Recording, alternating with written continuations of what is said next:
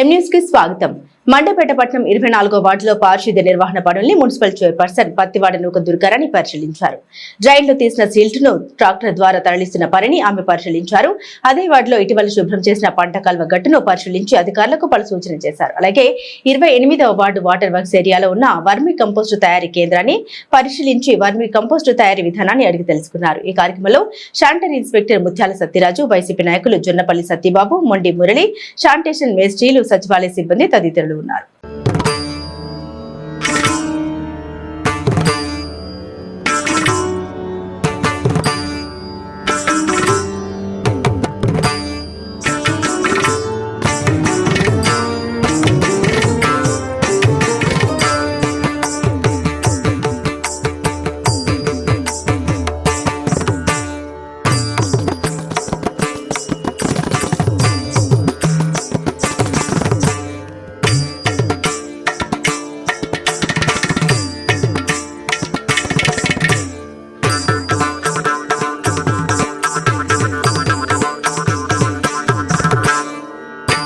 మరిన్ని తాజా వార్తా విశేషాల కోసం ఎం న్యూస్ ను సబ్స్క్రైబ్ చేయండి, మీ మిత్రులకు షేర్ చేయండి.